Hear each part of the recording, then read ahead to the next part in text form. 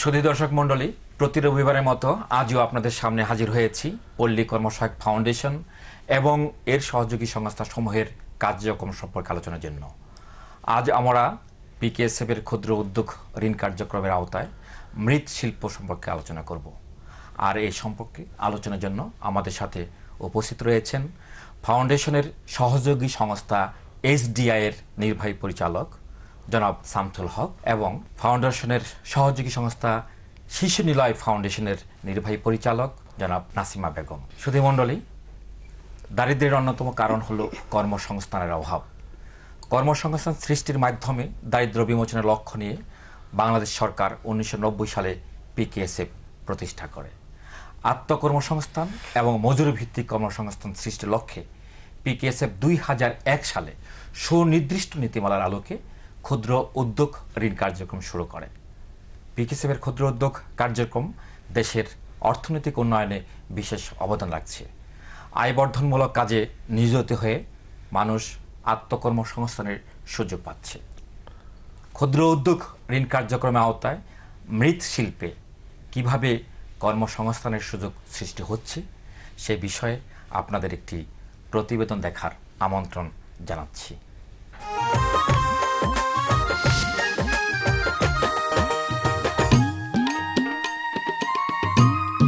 আমাদের দেশে আদিকাল থেকে কুমার সম্প্রদায় বসবাস করে আসছে।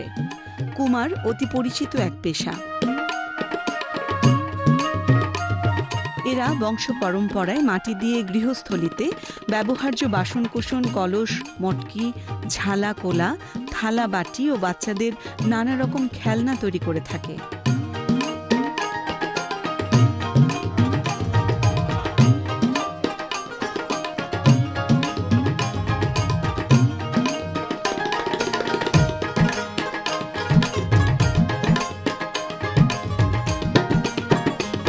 তবে আধুনিক জীবনযাত্রায় মাটির তৈরি জিনিসপত্রের জায়গা দখল করে নিচ্ছে অ্যালুমিনিয়াম বা প্লাস্টিকের তৈরি জিনিসপত্র।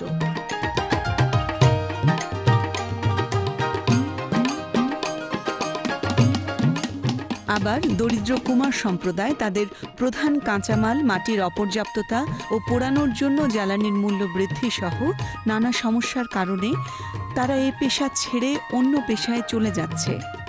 এমন অবস্থায় পিকেএসএফ ঐতিহ্যবাহী এ পেশাকে টিকিয়ে রাখার জন্য তাদের সহযোগী সংস্থার মাধ্যমে তাদের পুঁজি সরবরাহ শুরু করে। বলছি গাজীপুর জেলার কাপাসিয়া থানার নয়নবাজার পাল পাড়ার কথা। এ পাড়ার অনেকেই পিকেএসএফ এর সহযোগী সংস্থার আর্থিক সহায়তা পেয়ে আবারও ফিরে গিয়েছে তাদের পুরনো পেশায়। এমনই একজন হলেন ঝর্ণা রানী পাল।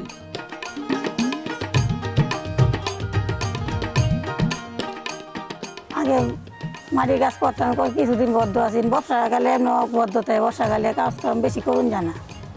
2-3 মাস 6 মাস ভালো মতো কাজ করতে পল্লী বিকাশে রেট দিলে একটু ভালো মতোই কাজকর্ম ভালো মতো করতে হবে।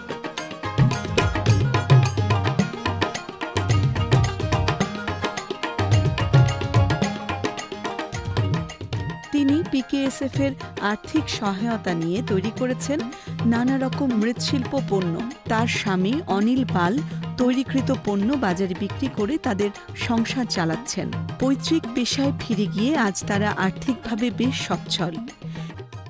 বাপদাদার ব্যবসায়ী করি, হাটে নিয়ে বেশি, মাঝে এগুলি চলতো না, অন্য ধরনের ব্যবসা করতাম।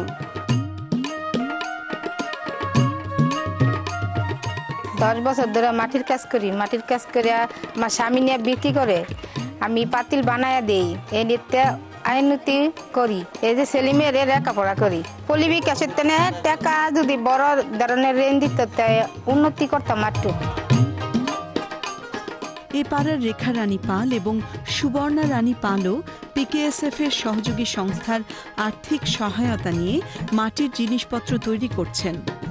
বহুদিন ধরে মাটির কাজ করি, মাটির কাজে চলে না, তার পল্লী বিকাশ থেকে টাকা তুললে সেই টাকা খাটাইয়া পাতিলের ব্যবসা করে এখন মোটামুটি ভালোই চলে। স্বামী মারা যাবার পর লক্ষ্মী রানী পাল যখন তার সংসার চালানোর কোনো পথ খুঁজে পাচ্ছিলেন না, তখন পিকেএসএফ এর সহযোগী সংস্থার আর্থিক সহায়তায় শুরু করেন মাটির জিনিসপত্র তৈরির কাজ। আমার স্বামী মারা গেছে পরে কিন্তু আয়ের পথা ছিল না, পরে আমি টাকা তুলছি পল্লী বিকাশ থেকে তুললে আমি মাটি কাজ করিয়া বাড়িতে বেচা কিনা করি চলে ফিরে যেতেছি। 2 মাইয়া বিয়া দিছি আর 2 মাইয়া ক্লাস পরে পরে আমি ভারী বাতিল হাতেই বানাই তৈরি করি, কিস্তিও ঠিক মতন চালাই দিতেছি। তার তৈরি বাসন কোসন তিনি বাড়ি থেকেই পাইকারি দরে বিক্রি করে সংসার চালাচ্ছেন। টুকনান বাজার পালপাড়া 21 জন সদস্য আছে, এদের মধ্যে 15 জন এই মৃৎশিল্পের সাথে জড়িত। এখানে আসার পর যে জিনিস দেখলাম, তারা আর্থিক সহায়তার অভাবে এই কাজ করতে পারছে না। আমি আসার পর তাদেরকে আর্থিক সহায়তা দেই পল্লী বিকাশ কেন্দ্রের মাধ্যমে। তো এখানকার মানুষ এই আর্থিক সহায়তা পাওয়ার পর ভালো কাজ করতেছে। ভবিষ্যতে তাদেরকে আরও বেশি আর্থিক সহায়তা দিলে তাদের কাজকে আরও এগিয়ে নিতে পারবে বলে আমি মনে করি। এই কথাই আমরা বলতে পারি আমাদের দেশের বিলুপ্তপ্রায় মৃৎশিল্পের জেগে ওঠার পেছনে ও অতি দরিদ্র কুমার সম্প্রদায়ের জীবনমান উন্নয়নে পিকেএসএফ তাদের সহযোগী সংস্থার মাধ্যমে বিশেষ ভূমিকা রেখে চলেছে।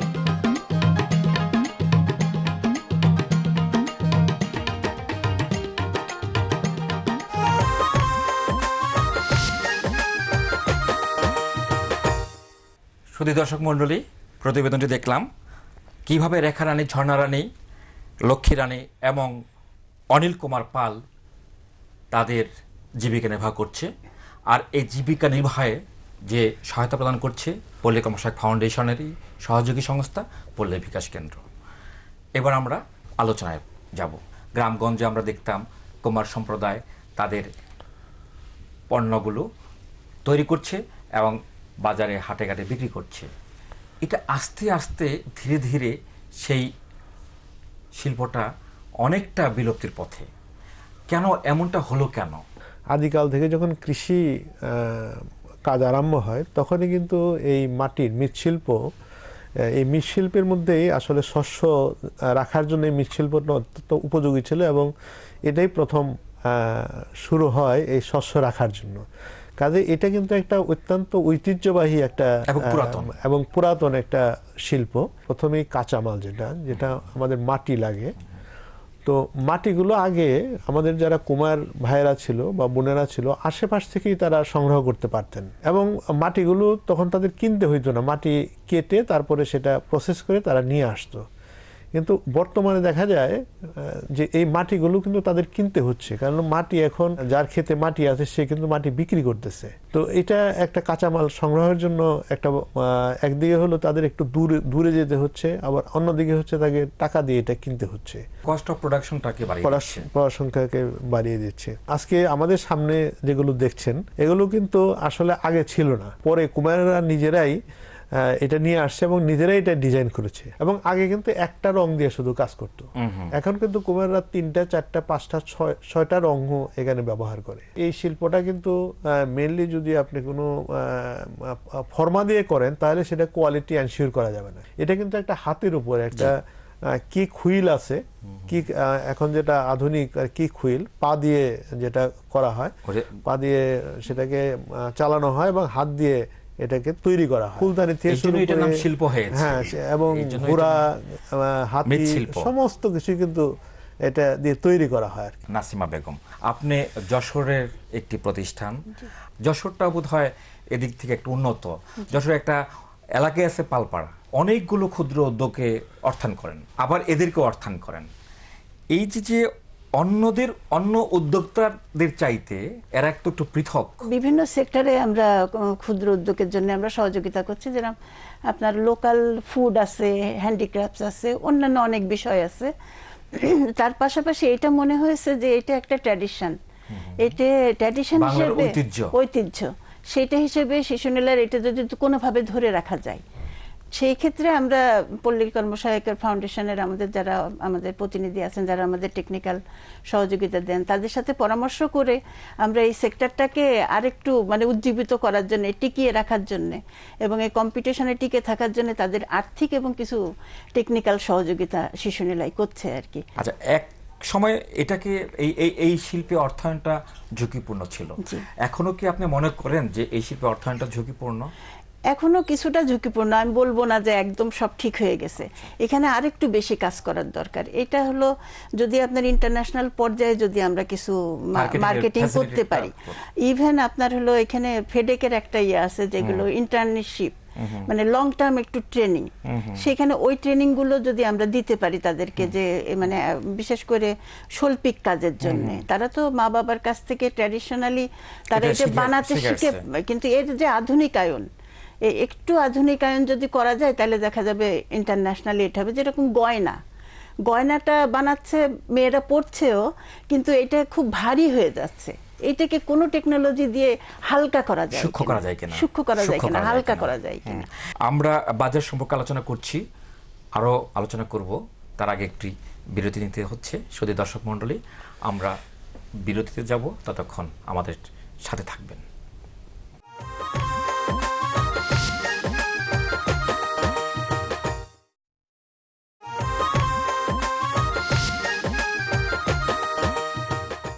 শুধু দর্শক মণ্ডলী, এতক্ষণ আমাদের সাথে থাকার জন্য ধন্যবাদ। বিরতিতে যাওয়ার পূর্বে আমরা মৃৎশিল্পের বাজার সম্পর্কে আলোচনা করছিলাম। আমরা আর কি করতে পারি? আমরা যদি বাজারটাকে সম্প্রসারণ করতে পারি তাহলে আমাদের চাহিদাটা বাড়বে। চাহিদাটা বাড়া মানে হচ্ছে বিশাল একটা সম্প্রদায় বেঁচে যাবে।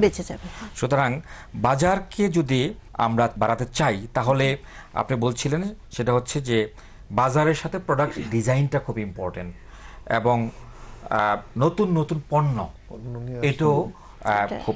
আর কি হতে পারে?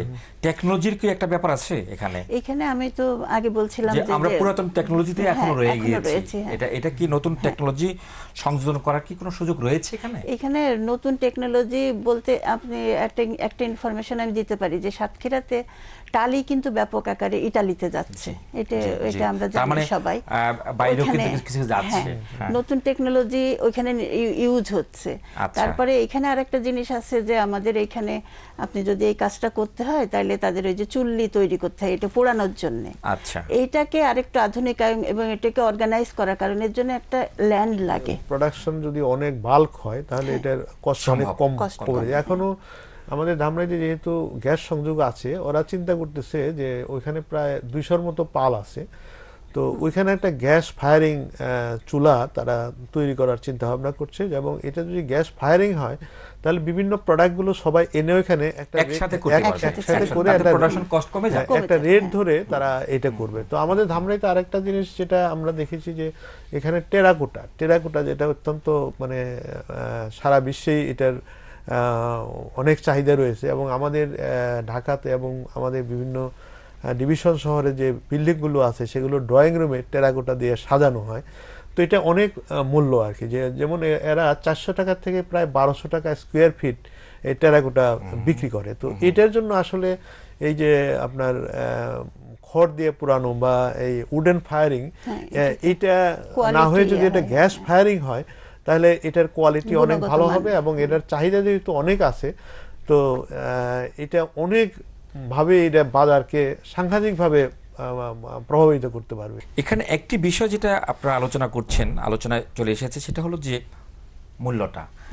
মূল্যটা আমরা আগে গ্রামগঞ্জে যখন এই হাড়ি, তার পাতিল, ঘটি পাটি এগুলি কিনতাম, যে এটা তো মাটির জিনিস, এটার আর দাম কিসের?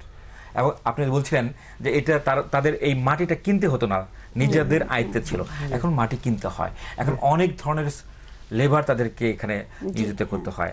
এখন বাজারে একটি লেবারের দাম 400-500 টাকা হয়ে গিয়েছে।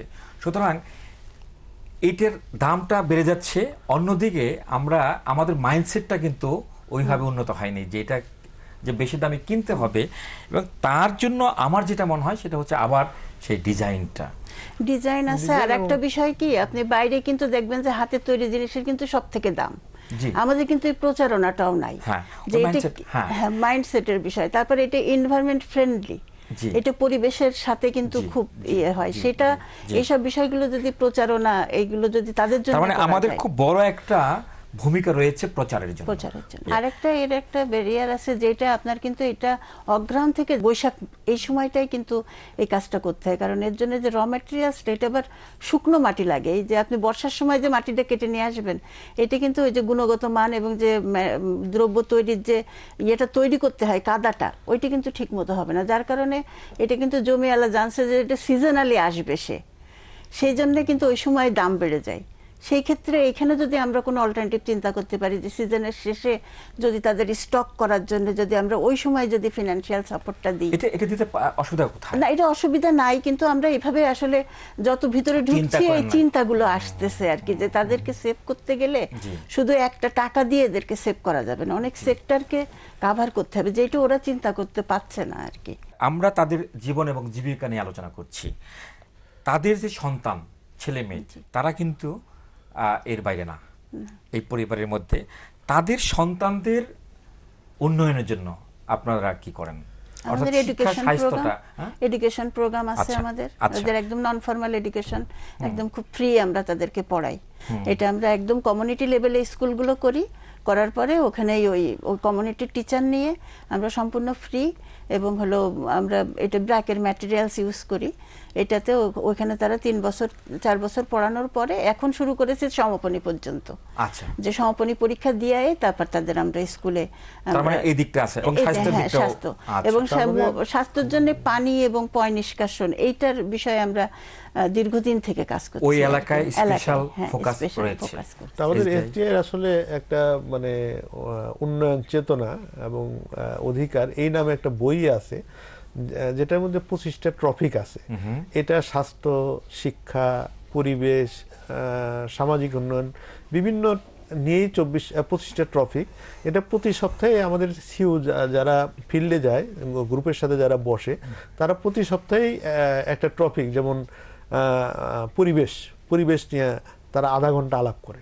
কাজেই আমার মনে হয় যে তাদের স্বাস্থ্য, পরিবেশ সব দিক থেকেই তারা সচেতন হচ্ছে। একটা বিষয় আলোচনা করতে চাই, সেটা হচ্ছে যে এই যে গয়না বলেন, টপ বলেন, এখানে কিন্তু রং ব্যবহার করা হয়। আপনি বলেন যে 4টা রঙও ব্যবহার করা হয়, এবং এই রঙের সাথে কি তাদের সন্তানেরা জড়িত কিনা, এবং এই রঙের ক্ষতিকারক বিষয়গুলো তাদের সে ধারণা রয়েছে কিনা। মৃৎশিল্পে যে সব কাজে যে রং ব্যবহার করা হয় সেটা কিন্তু না। যে আমাদের পালপাড়ার যে ছেলে এবং মেয়ে যারা আছে, তারা আসলে সবাই স্কুলে যায়, এবং তারা সাধারণত যে এই যে মানে তার বাপ মা যে কাজগুলো করে, যে রঙের কাজগুলো, এগুলো সম্পর্কে তাদেরকে আমরা সচেতন করেছি যে এটা কেমিক্যালস আছে, এই কেমিক্যালসগুলোর সাথে কখনোই শিশুদেরকে সম্পৃক্ত করা যাবে না।